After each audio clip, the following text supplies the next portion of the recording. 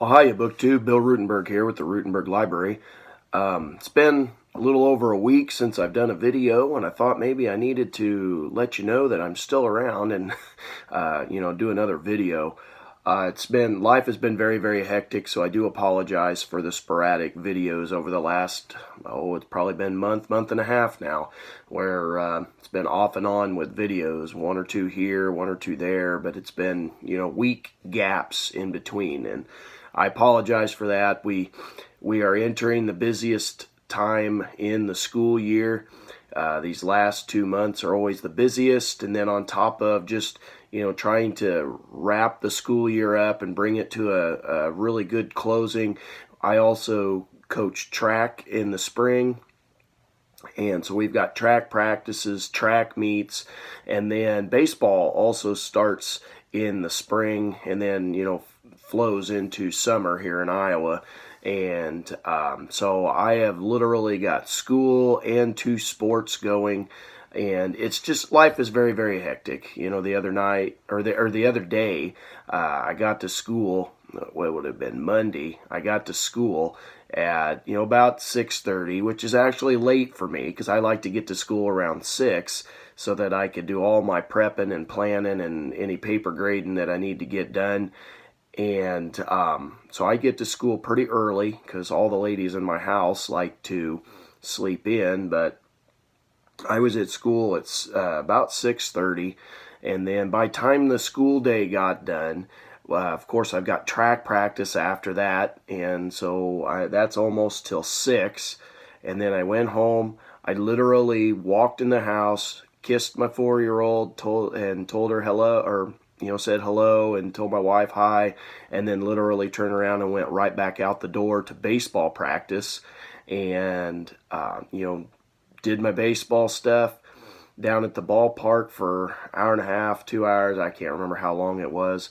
And then I got home. I ate dinner for about 15 minutes and went outside and started mowing the yard, because typically in our neighborhood, I am one of the first to get the mowing done, and I usually mow once or twice a week because I like to try to keep the yard cleaned up. And this was literally the first time I had mowed all year, and so I had some of my grass was standing, shin to knee high, and I have a self-mulching mower, and it was a slow go. And but anyway, I'd got about half the yard mowed, and I mowed till I couldn't see anymore. Came inside, and by the time I got inside, it was time to brush the 4-year-old's teeth, make sure we're getting all our teeth brushed, and go upstairs and lay down for a story. And of course I showered before all of that. And by the time I got done and I actually got to sit down for the day, it was pretty much time to go to bed. So life has been very, very hectic here in the Ruttenberg home, and we've got our track meet started, and it's track meet after track meet after track meet. And we had one last night. That's why my voice is a little bit scratchy. Sorry about that. But in a positive, well, it's all positive, none of it's negative, but in a lighter note, with all of the busyness of the schedule, we still found time as we were, and I also have a young lady who's going to be graduating high school this year on top of all of that. And so my wife had some final things that she wanted to buy in St. Joe to get ready for this graduation party here in about 2 weeks. And so while we were there, of course, we made time for a book haul. I went to a couple various bookstores there in St. Joe, used bookstores, and I picked some stuff up. And anyway, long story short, I wanted to share it with you. So here we go. And I'll actually start with a couple things that came in the mail. I'll start with that. I got my Smithsonian magazine, and I kind of flipped through that, and this lead story is A Vision in the Desert. Looks like James Turrell's mind-boggling artwork. So it talks about art in the Arizona desert. And then it got into a couple other articles. One was on monarch butterflies and how their migration is being jeopardized because it looks like logging or deforestation, whatever you want to call it. So it's got some interesting stuff, some really cool photos. So there's our monarch butterflies. Anyway, I like Smithsonian. It was a cheap buy for the subscription, so got that in the mail. Next item that I got in the mail was something that my wife actually picked up.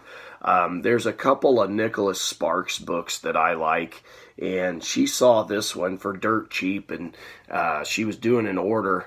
I want to say it was on Amazon, but she was doing an order, and she picked up True Believer by Nicholas Sparks. Now, I don't know anything about this one, and like I said, there's a couple other books that I like by him, so let me read the cover to you. It says, Jeremy Marsh is a born skeptic and a science journalist who specializes in debunking the supernatural. When he hears about ghostly apparitions in a cemetery in Boone Creek, North Carolina, he leaves his beloved New York City for this small rural town. And what his instincts tell him could make a great story. What he doesn't plan on is meeting and falling hopelessly in love with Lexi Darnell, who is sure of one thing. Her future is here in Boone Creek, close to the people she loves. Now, if the young lovers are to be together, Jeremy must make a difficult choice. Return to the life he knows in New York, or do something he could never do before. Take a giant leap of faith. And so, sounds like a love story, and sometimes I like those. And so, my wife picked that up thinking I'd like that. So we'll see. We'll see if that is a keeper or not. The next one on this stack is one that also my wife and my oldest daughter picked out when they were at Dollar Tree. They had went shopping for something last week, and I had them look at Dollar Tree when they were there, see if there's any nonfiction. And the only nonfiction book they had at the store, I already had in my collection, so that didn't help us any. But they did find this book, We Were Strangers Once, by Betsy Carter. It has a really neat cover, and I think that's probably what caught their attention. And they picked this up. If not for me, it would be for them. They thought maybe they'd like it, and maybe I'd like it too.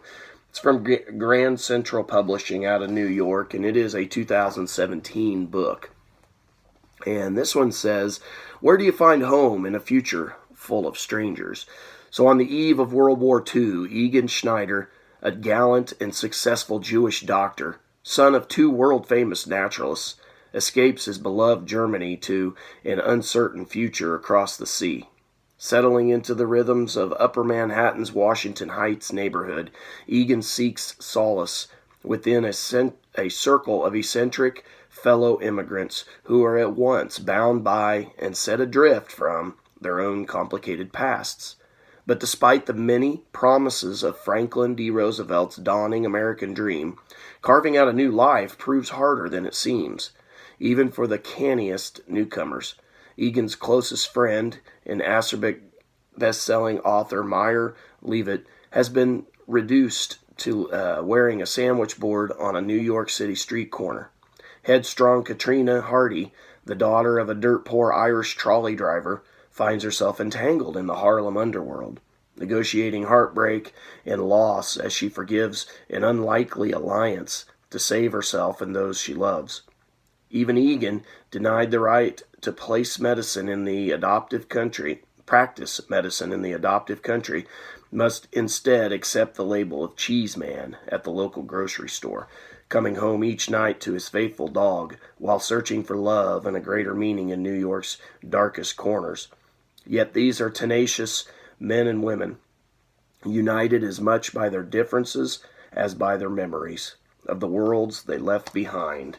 And when their little group is faced with the existential threat, the strangers rise up together and discover what makes a community truly a home.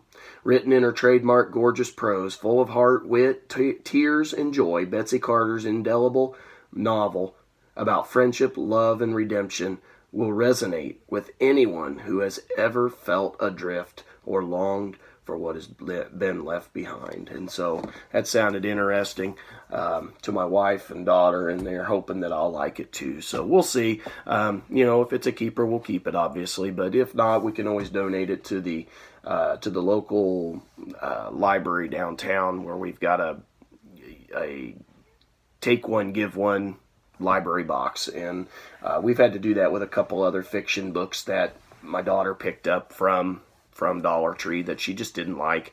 Some of them she likes, some of them she doesn't. That's just how it goes. But anyway, let's go ahead and move forward here. So what would a book haul be without a baseball book? You guys know how I like baseball. I coach it, and it's been a love of mine since I was, first grade, I think, is when I really started picking up on that. Started playing t-ball and watching it on the television. 1989 was the year, and I can remember putting my baseball cards out when I was a kid, my 1989 Topps and 89 Donruss, and laying those out on the floor as I'd watch a baseball game on TV, and taking out all the players that I had and putting them in the formation of the diamond, and putting the batting order together. And I don't know if anybody else ever did that, but that was something I liked to do when I was a kid. But anyway, what baseball fan is not a fan of Babe Ruth? And so we went to, these books came from the Jesse James Antique Mall that I like to visit. They've got a corner, a little booth back in the back of the store where they've got a lot of sports stuff, mainly baseball, and they've got a lot of Civil War books, some World War II stuff. And so I like to, go through the shelves back there and see what that guy's got that has that booth. And I found Recrowning Baseball's Greatest Slugger, the year Babe Ruth hit 104 home runs, by Bill Jenkinson. And I've actually already started thumbing through this book. It is really cool. This is a Carroll and Graf Publishers out of New York, and it is from the year 2007. And so the back cover here says, "This is not another Babe Ruth biography. Rather, it's an authoritative, illustrated analysis of Babe Ruth's batting prowess by our top Ruth scholar that compares him to the greatest batsmen, including Barry Bonds and Mark McGwire, and reveals that the Bambino would still have been baseball's statistically greatest slugger if he'd played today." Author Bill Jenkinson appraises Ruth's awesome career, spotlighting his 1921 season, in which the Babe's pattern of batted balls would have accounted for more than 100 home runs in modern ballparks and under modern rules. His research also reveals that during an era of mammoth field dimensions, Ruth hit more 450 plus foot shots than anybody in history, stepping lively through every conceivable argument about the Sultan of Swat's status among baseball's best in a raft of unforgettable Bambino anecdotes, never losing sight of Ruth the man, the showman, the hero. The year Babe Ruth hit 104 home runs contains never-before-seen spray charts of Ruth's home runs, long-distance fly balls, and foul home runs, potential home runs judged foul based on the 31 fair foul rules. Aerial ballpark photos showing the landing spots of Ruth's longest home runs, and those are really cool. I flipped through the book and seen some of those.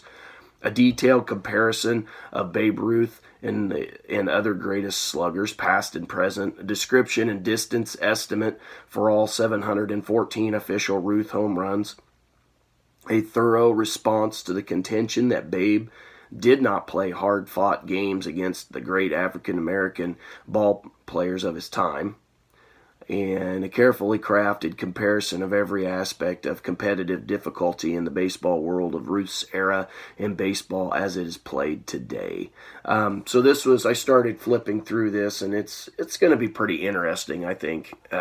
Just comparing him to the sluggers of today, and what would he be like in today's world. And the author is definitely a Babe Ruth fan. He works at the Babe Ruth, the Babe Ruth Museum. Works for ESPN. He works for the Baseball Hall of Fame, the Society of American Baseball Research. So seems to know his stuff, and yeah, it's going to be a good read. I think pretty entertaining. What could have been. So the next book that I picked up is another, this is a Civil War era. It was a National Book Award winner and sounds like it's going to be awesome. I started to flip through it. I didn't get real far in it just because I didn't have the time, but it's called Slaves in the Family by Edward Ball. And this is a pretty cool book talking about just this guy doing research on the plantation from the Ball family. It comes from Ballantine Books out of New York, and it looks like 1998, I believe, is the copyright here. No, 1999, excuse me. 1999 is the copyright. And it seems like it is going to be very interesting. He looks at the Ball family, the slave families that he owned, and where are they at today. And it looks like meticulous research. He's got lots of black and white photos of the slave families or former slave families back then and today, and brings it all up to the present. There's, like I said, several of them. There's like 3 sections of black and white pictures. So I'm real excited to read this. It'll go well with Civil War stuff that I'm teaching right at this moment. And speaking of Civil War stuff, I picked up Charles Braslin Flood's biography on Robert E. Lee. It's Lee, The Last Years. And so this looks to be a interesting book. It is Mariner Books out of Boston and New York. It's a print of Hufflin Mifflin Company, and it is from 1981. But it says, after his surrender at Appomattox, Robert E. Lee lived only another 5 years. And these years comprise the great forgotten chapter of an extraordinary life. Though Lee is best remembered for his military campaigns, this was the finest hour, a time during which he did more than any other American to heal the wounds between North and South. This is moving and intimate account of those years, filled with the warmth of family ties and an enduring friendship set against the harsh realities of Reconstruction. It comes from, like I said, Charles Braslin Flood, who's a pretty good author. I've read some other stuff of his. I know Lee is a highly contested person in Civil War history, and I know some people, think he should have been treated a little harsher than what he was. But anyway, around it, the historian in me, in the Civil War fan that I say fan, I just think it's very interesting to read about. I think this is going to be a good addition and big on my just building my knowledge of the time period. So, sticking with the Civil War theme again, we've got Jefferson Davis and his generals, The Failure of the Confederate Command in the West by Stephen E. Woodworth. Typically, I don't know that, it looks interesting. I don't know if it would have been one of the first ones that I would have picked up, because there were some other ones that I was thumbing through that I was like, yeah, I think I really want this. And, you can't have everything. You got to pick and choose. But I chose this one specifically because I'm doing a buddy read with Brian over Shelby Foote's first volume in his Civil War trilogy. And I just got done last week reading about like the Battle of Shiloh, and then all the fighting done on the Mississippi River, and the taking of New Orleans, and the railroad depot and stuff at Corinth. And so I just got done with reading all of that, and they're heading obviously towards the battle in Vicksburg, and the early stages of that is happening in what I was reading last week. And so when I saw this, The Failure of Confederate Command in the West, I thought this is going to be excellent. Go perfect with what I've been reading in Shelby Foote's book. So this is from the University Press of Kansas, and it is from 1990. And I'm not going to try to find anything to read on this one or any previews, because it kind of tells the story, the failure of the Confederate command in the West. So it's going to look at some of that stuff that went wrong. So, for all of you that looked at me weird for getting a Robert E. Lee biography. I throw you a bone here. I got a biography on Grant too. So this is Grant by William S. McFeely. It says it was the winner of the Pulitzer Prize, and I was real excited. This book's in really good shape, and so I was real excited to pick it up. And you can always use another Grant biography. And so this is, let's see, 592 pages. So it's, I mean, it doesn't look all that big, but it's pretty heavy and has a few more pages than what it looks. This is a let's see, this printing's from 1982. Looks like it was originally a 1981 copyright, and it's from W.W. Norton and Company out of New York. So pretty excited to have that. You got some black and white photos that are all through the book, it looks like. It shows some reprints of some paintings. So that'll be good. I'm pretty excited about that. I like biography, and I like Civil War, so it should be good. Next book that I picked up from the Jesse James Outlet Mall was David Crockett, The Lion of the West. And this is by Michael Wallace. And so it's another biography on, this one's on, like I said, David Crockett.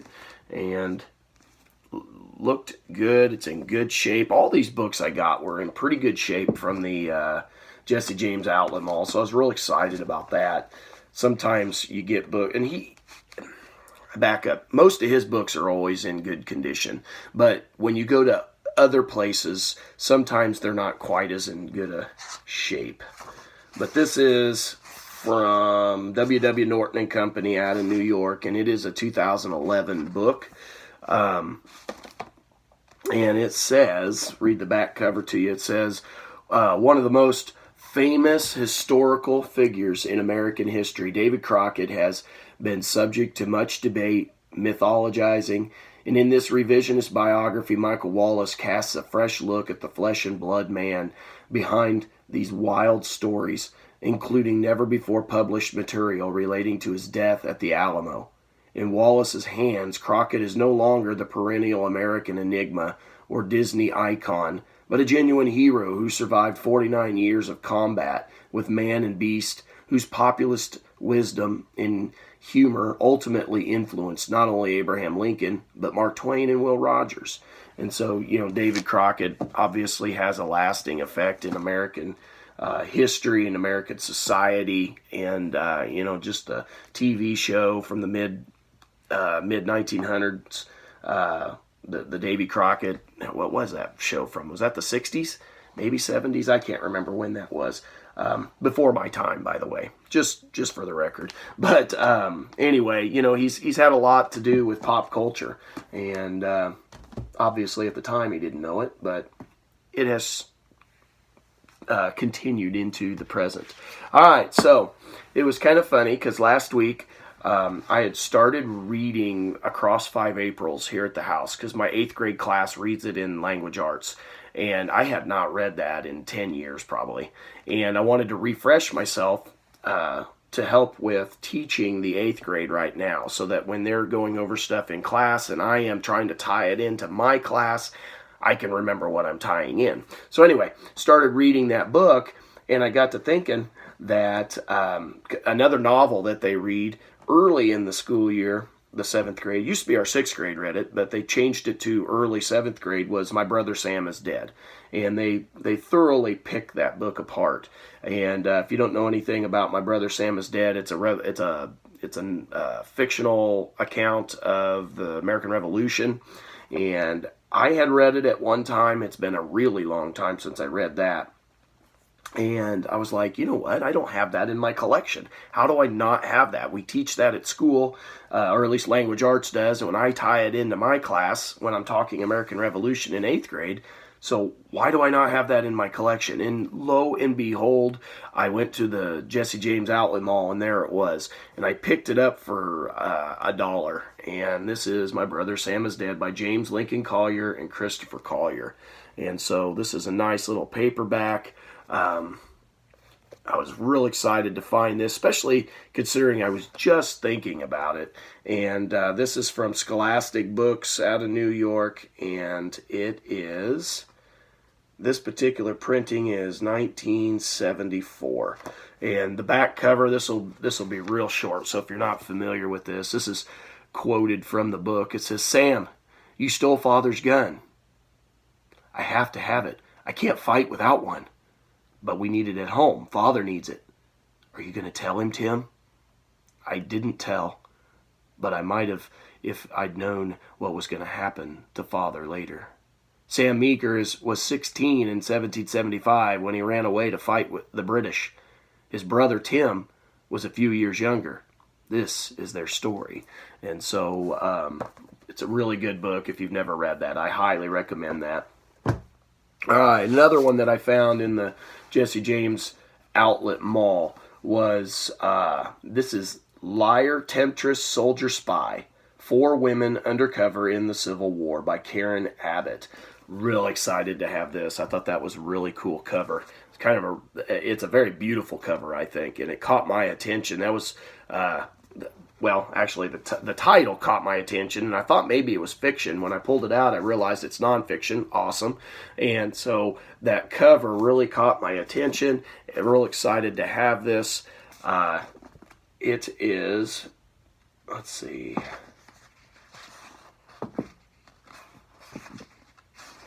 It is Harper Perennial out of New York, and it is a 2014 book. But again, another Civil War book, so I was real excited about this. It says that 17-year-old Belle Boyd, an avowed rebel with dangerous temper, shot a Union soldier in her home and became a courier and spy for the Confederate Army. Using her considerable charms to seduce men on both sides, Emma Edmonds disguised herself as a man to enlist as a Union private named Frank Thompson, witnessing the bloodiest battles of the war and infiltrating enemy lines.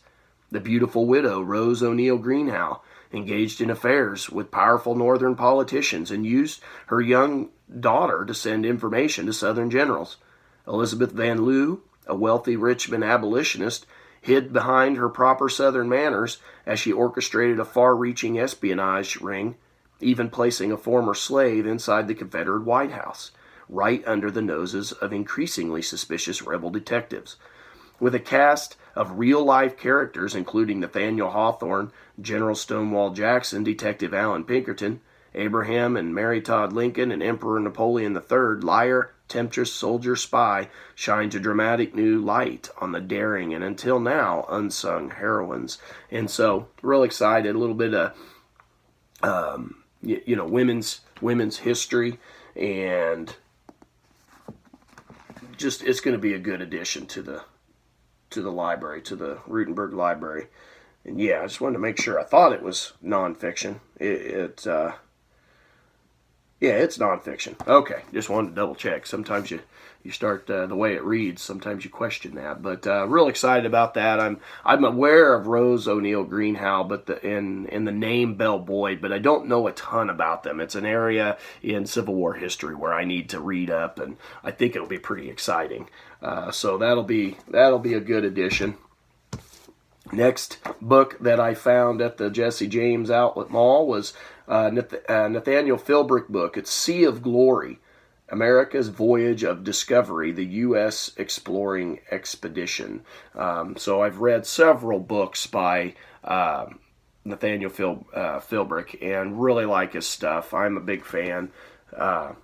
He reads where the average person can understand it, and just really good scholarship, especially when it comes to stuff out on the water. This is, I guess I didn't read it. This is a Penguin book from the year 2003. And I have not read this particular one. I've never actually seen it used anywhere. So that made this find real exciting. And I'll read the back cover to you here. Let me get this sticker off of here. All right, it says, America's first frontier was not the West, it was the sea. And no one writes more eloquently about the watery wilderness than the National Book Award winner Nathaniel Philbrick. In this epic adventure, Philbrick recounts the harrowing story of a voyage of discovery that dwarfed the journey of Lewis and Clark, the U.S. exploring expedition of 1838 to 1842. The XX, six magnificent sailing vessels and a crew of hundreds set out to map the entire Pacific Ocean and ended up naming the newly discovered continent of Antarctica, conducting path-breaking scientific research and collecting what would become the foundation of the Smithsonian Institution. Combining spellbinding human drama and meticulous research, Philbrick constructs the dark saga of the voyage to show why, instead of being celebrated and revered as that of Lewis and Clark, it has until now been relegated to a footnote in the national memory. So this was the winner of the Theodore and Franklin Roosevelt Naval History Prize. So anyway, I'm real excited. Got 3 chunks of pictures in here in the middle of the book. Looks like I'm not real familiar with this, so this will all be brand new territory for me, expanding my knowledge. Next book is John Toland's No Man's Land, 1918, the last year of the Great War. So, real excited. John Toland's a good author. He's done a lot of stuff with war, and this is from it's a 1980 book, and it's from the University of Nebraska Press out of Lincoln and London. All right, so obviously World War I book here. So from freezing infantrymen huddled into bloodied trenches on the front lines to intricate political maneuvering, intense strategy sessions in European capitals, noted historian John Toland tells of the unforgettable final year of the First World War. As 1918 opened, the Allies and Central Powers remained locked in a desperate, bloody stalemate, despite the deaths of millions of soldiers over the previous 3.5 years. The arrival of the Americans over there by the middle of the year turned the tide of war, resulting in an Allied victory in November. In these pages, participants on both sides, from enlisted men to generals and prime ministers to monarchs, vividly recount the battles, sensational events, and the behind-the-scenes strategies that shaped the climatic, terrifying year. It's all here. The horrific futility of going over the top into a hail of bullets in no man's land. The enigmatic death of the legendary German ace, the Red Baron. Operation Michael, a punishing German attack in the spring. And America's long-awaited arrival in June. The murder of the Russian Tsar Nicholas II and his family, and the growing fear of a communist menace in the East, and the armistice of November 11th. The different points of view of Germans, Americans, British, French, Russians add depth, complexity, and an understanding to the tragedies and triumphs of the war to end all wars. So I'm real excited about this. I think I've told you guys out there that in my adopted family, my grandpa fought in World War I, and I use his diary in class when I teach that with my 7th grade kids, and they absolutely love it. But I've taken that diary and I've cross-referenced it with a history of the 89th Division, and everything he says in that, it goes with what's in that history book, and so I've kind of become fascinated with World War I and the American entrance into the war, and so it sounded like this is going to be great, because it sounded like it's going to go hand in hand with everything that I have read in that. So anyway, great history of World War I. I'm always looking to learn a little bit more about that. Now the next book. I have never read a biography on this guy, and these next couple books actually come from a new antique mall that we visited there in St. Joe that sits right on I-29, and we'd never been in there before, and we'd constantly been looking up on the hill as we drive by. It's like, oh, we need to go try that. And it sits in the old Cherry Mash factory building, and so we drove back there this last weekend and walked through the building, and I found a couple of books as I was going. There wasn't a lot of books, and so, I don't have a whole armload, but I found a couple of them that looked interesting, and this is a candid biography of Robert F. Kennedy, RFK, by C. David Heyman. Now, before you start ripping me in the comments, I didn't really know what I was buying here. I got to looking up a little bit on this book, and so this is a Dutton book, and it is 1998. And I got to looking up this book and seeing what the author was all about, and I figured out that this probably is not the most accurate biography. It's a candid look, and the author, I think, maybe blows some stuff out of proportion on Robert Kennedy. So I figured that out after I bought it, but it'll still be kind of entertaining just to learn, and it'll force me to look up more about the Kennedy family to see what's fact and what's stretched facts. So anyway, this is going to be interesting. I mean, he's got a lot of stuff on the. It seems like it reads. He's got a lot of stuff on the sex life of the Kennedys. All I could think of was, get a life. Come on, leave that alone. We don't need to, be writing about all of that. But anyway, that's just my opinion. Look at the political side of the guy. But anyway, moving on. The last book in this book haul. This is kind of a long video. Sorry about that, but I was real excited to pick this up. I teach in world history about Peter the Great, and I was trying to remember if I have a book on him upstairs. I might have one other biography, but this is a big, thick, heavy biography. This is Peter the Great, His Life and World by Robert K. Massey.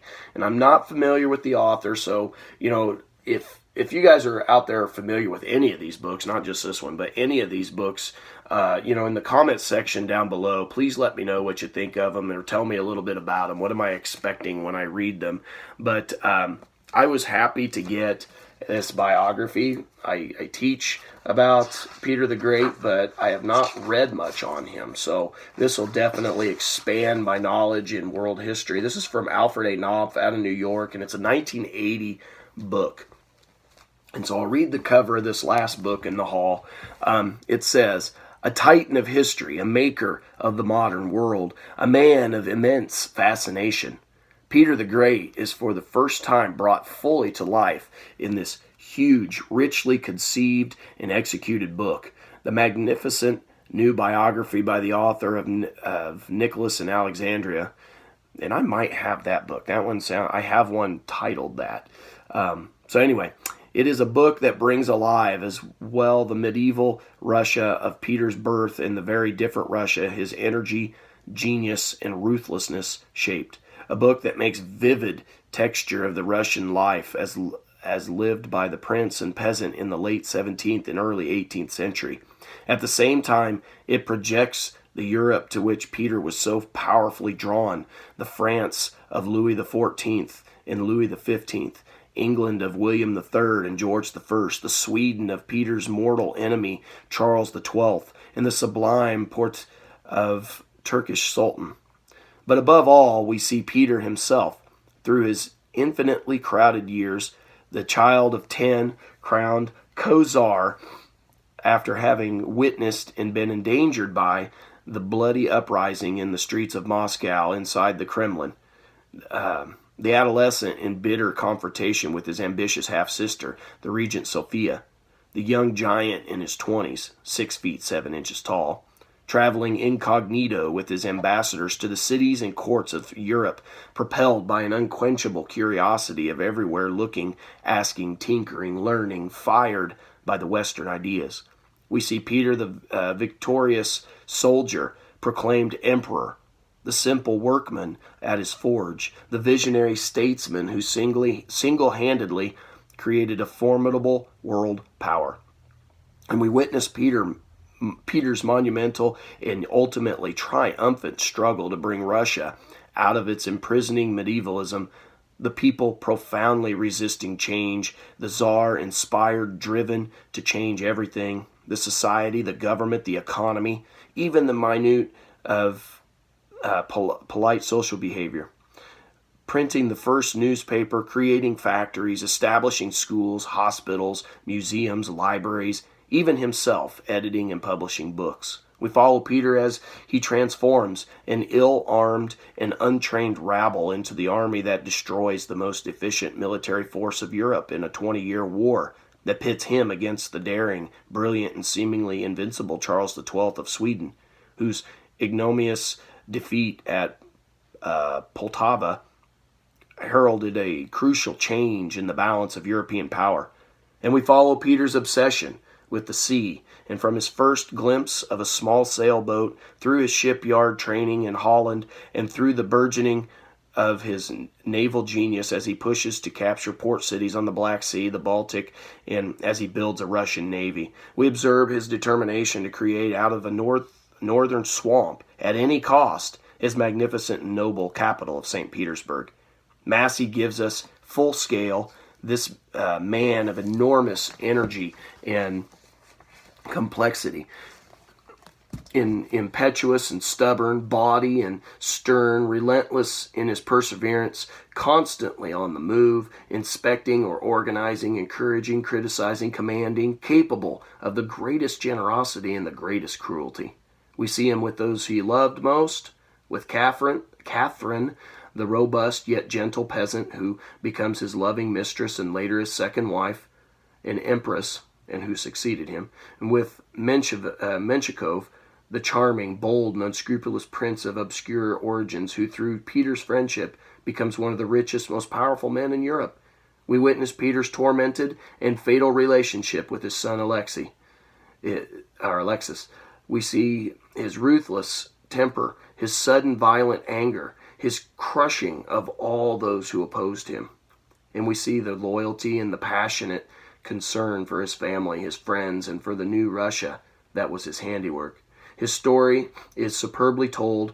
The special qualities that Robert Massey brought to this greatly acclaimed Nicholas and Alexandra, historical accuracy and grasp, combined with the biographer's rare genius for expressing the essence and drama of extraordinary lives, are here put to the service of an even larger and more resonant subject, the life and world of one of the most remarkable rulers and men in all of history. All right, so there you go, BookTube. That's going to be a good one. I look forward to reading about that. Oh, and I didn't show you. It's got really cool end pages. It's got maps of the area. It's got some other maps, old maps of the area. So that's just a really neat book. I'm real excited about that. Real excited about all of these books. I thought I did really well this last weekend, and it's a nice way to, just give me a break from all of the stress that we're, going through with end of the year stuff at school. So, tell me what you think about these books down in the comments. Just to let you know, I am going to try to get some videos done here in the next couple of days. I got some tags I got to get done. I haven't done a Friday Reads. I need to do one of those, so I'll get some videos up for you. We're also going to have some changes to the bookshelves in the back. My wife wanted white bookshelves from IKEA, and so we bought a couple of those this last weekend. On Sunday, we went down and got those, and so I think this weekend I'm going to be rearranging bookshelves, so it might look a little different in the videos from now on. We're going to take these shelves and go upstairs with them into the upper room and rotate shelves around. I got some old shelves upstairs that are they're just ugly, and so we're going to rotate them out. And we got Trash or Treasure Week here in town, and so we're going to put them out on the curb and see if anybody needs a bookshelf for free. So anyway, we're going to do some rearranging, and again, we got all these new books. So I hope you enjoyed this. Let me know in the comments. Thank you to all the new subscribers. I appreciate that. And till next time, BookTube, happy reading.